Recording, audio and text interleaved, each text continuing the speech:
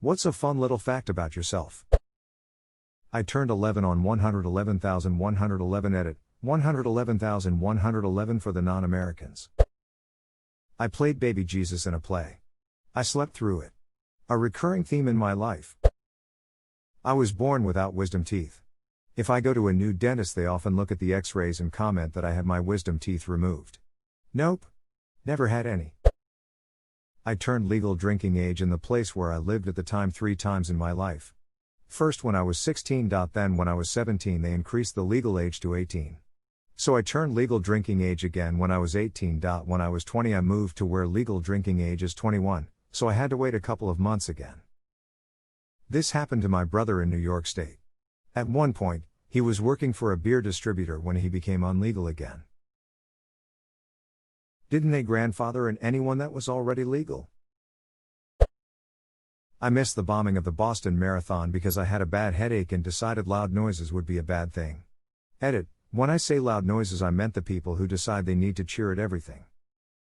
My girlfriend was minutes away from being in the thick of the explosion. She was waiting for a friend in the area that the bomb was placed, but her friend got lost on the wrong street. My GF decided to leave and go find her friend. Just after doing so is when hell broke loose. I didn't know her yet when this happened, but damn am I glad her friend sucked at directions. I actually do remember your name, birthday, what you like or dislike, when we first met. Everything. It's just that people find it really creepy, and I've learned it's better to act I forgot rather than know we met each other on a rainy day in October when you held the door open for me and made a bad joke about how the weather is for the birds. Oh, to have such a powerful memory, I wish. Truth, I can only remember what people did to me, usually bad things, and random facts about my interests. I was born at 25 weeks. 1 pound and 10 ounces with 0 birth defects. 24 years old, happy and healthy. Amazing. It was complete miracle. Another extremely odd circumstance, and I am not bullshitting you. But bear with this story. In the 1970s my city opened its first children's cancer ward and my aunt was the only survivor of leukemia out of 86 children. Granted, the process to get into remission was longer than nowadays. Out of my NICU I was only the premature baby out of 30 in my cycle to come out unscathed. I was the last patient for the same doctor who took my aunt in as his first cancer patient. Was your story published in the Danish media or something? I could swear I've heard it before. What did you do with all that extra time out of your mom? Edit: why thank you for the silvers, kind Redditors. According to my mom, the first time I was ever in front of a TV was when 9/11 happened. Better not watch TV again. Mother: TV is terrible for children. Father: TV isn't that bad for the kid. Mother: fine. This is a TV sweetheart. TV, breaking news, thousands have died in the worst event in US history, run for your lives. Mother: the duck. Did I tell you, Tom? I was clinically dead. Twice. Please say there is backstory to this. There was a seizure and I woke up in the back of an ambulance and everybody looked so damn relieved. Despite being gone for a few minutes, I hopped out of the ambulance when it arrived at the hospital and the doctors were like, nah bro, you ain't walking that off. Spent 3 weeks in there. I was 9 years old. Month later, same thing happened. Then I got onto heavy medication and thankfully haven't had a seizure since. I'm completely healthy and turning 22 in a few weeks. Oh my, very serious. Also happy early birthday.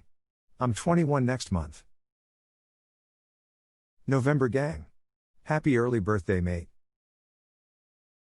You know what's 9 months before November? Valentine's Day. I have 2 pet frogs that are likely older than most people in this thread. Oh damn. I'm 20, how do your frogs compare to me? They got you beat by 5 years. They've seen some shit. Oh damn. I want to know their wisdom they hold. I asked my frogs and they said, if you try too hard and thrash about, your shit gets kicked up and clouds your view. Sit patiently, the shit settles eventually and your vision is clear. Or maybe somebody should clean the tank more often. They mean it literally, but I think there is a lesson to be learned at it. Here's a pic. They're in a much larger tank now with a bridge and a fake tree they love. Inger.com. In the year 2045, I will be 67 and my birthday will be January 23, 1945, and I will be 67 throwing a big party. Edit, yes you all can come, bring a hot dish. Also if you add 01 plus 23 plus 45 it equals 69. I have a tooth in the roof of my mouth. I had no idea it was there until I was 17 and my dentist was baffled. The ref used to remove it because they say it's not hurting me. My mother had it too, she didn't remove it either. Braces were enough to bring it back to its correct position. Amazing.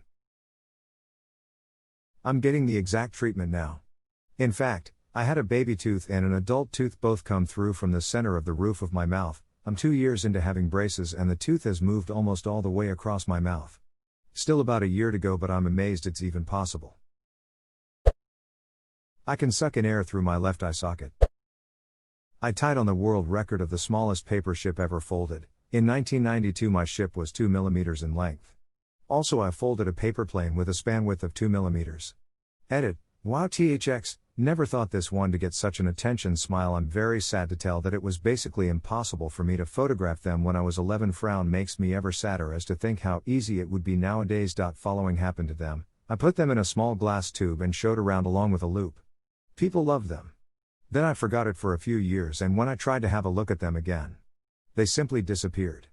See, my theory is that since I didn't use gloves, sweat and acids decomposed them over time. I was heartbroken to say the least. I still love building small things though. Like a 3 cm basket, a star, module origami, 124 scale ukulele and stuff. Ablo.da another pick of unfinished ones, Ablo.da and THX for the silver smile. Thanks so much, all you made my day. I'm physically incapable of feeling dizziness.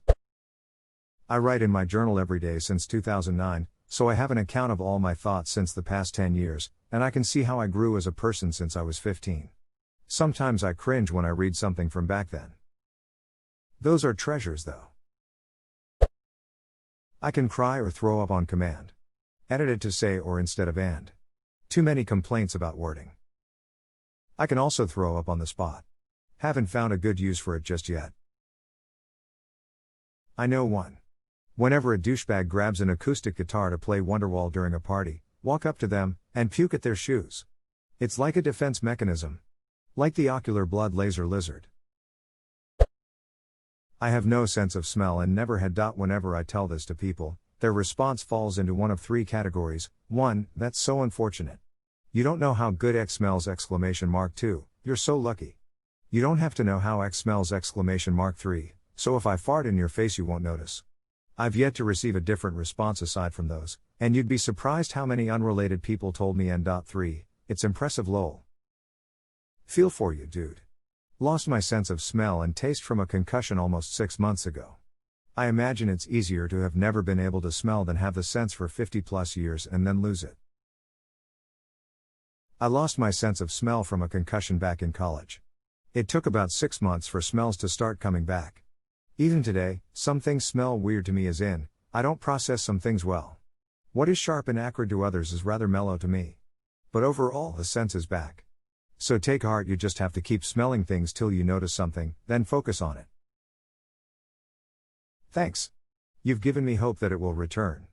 I do get whiffs every once in a while, coffee, fresh air, something strong. But maybe once a week. I try again immediately and nothing. Sometimes I wonder if it's my brain remembering smells. I've also had phantom smells. I beat cancer. Twice. 2 completely separate and unrelated cancers.